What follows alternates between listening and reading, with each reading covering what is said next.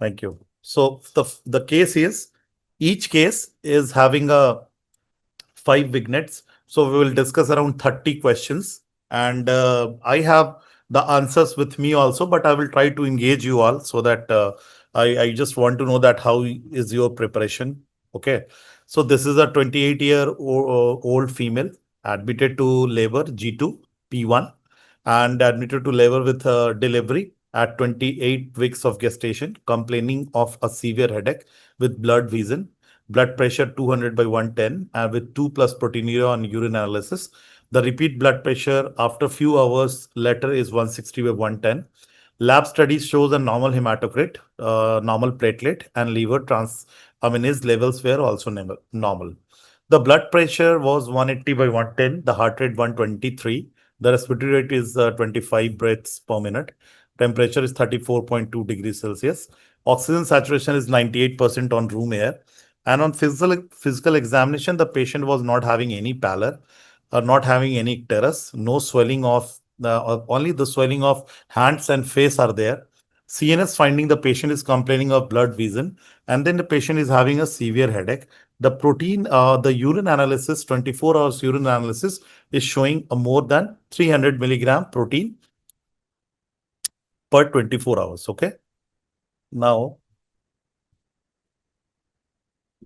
yes.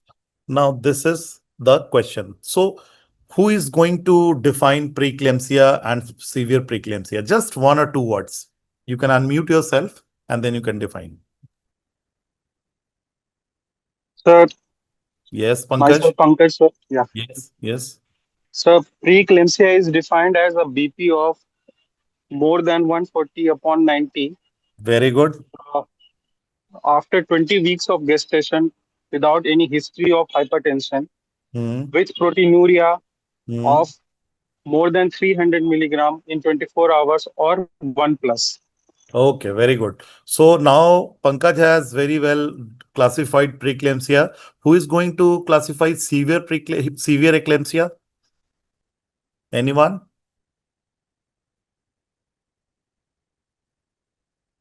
So anyone? Gandhi, Annika, Mohammed, Salah, anyone who wants to answer?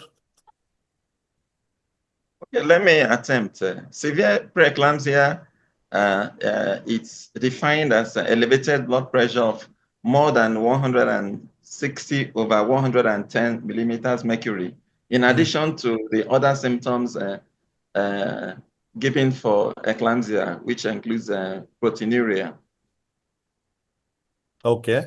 Okay. Anyone wants to add something else here? Because when you will appear in real-time EDIC examiner, the examiner will ask the question like this only. And then they will not ask you that you are telling right or wrong. They will just give a marks. Okay. But the thing is that you can face the examiner and then you can answer.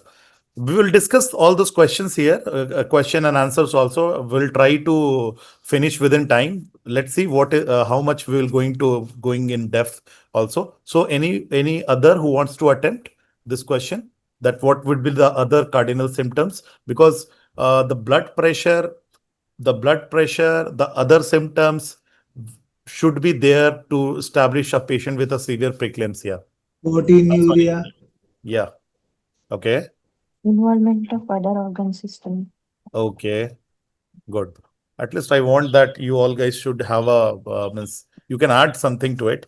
Okay. So we'll discuss later on. Now come to the next part, that can you tell us 5, 6 appropriate laboratory investigation? The second question, necessary to assess the severity of the preeclampsia. For assessing the severity, what investigation that you want in this patient, in this 28 years old female? One by one, anyone can answer what laboratory investigation is really required for assessment of severity of preeclampsia.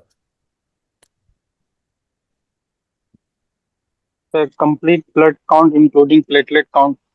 Yes, good. So LFT this is 2. creatinine. Okay, serum creatinine. Lactate renal function, lactate renal function. Renal Okay. functions. Okay, very good. So many of you are right. Few of Magnesium. you still missing. LDH level. Okay. 24 hours protein, Yeah. urine protein. Okay. LFG, Now the important thing is that how should we are going to manage these patients? Definitely delivery is required. No expected management. You can't wait for these patients. Delivery is utmost desirable thing for this patient to be taken care of. But fourth important question is again a very interesting question, simple question, that what could be the potential causes of convulsion, especially in third trimester of pregnancy in this patient. In this patient, we will talk about this patient. What could be some cause of convulsions? Can anyone enumerate the potential cause of convulsions?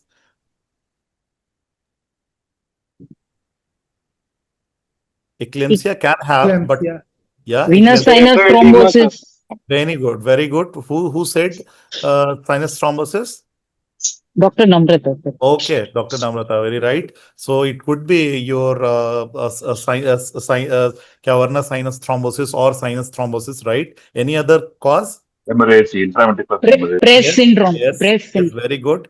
Intracarinal hemorrhage as well, very good. And so this is how you have to approach. Okay, okay.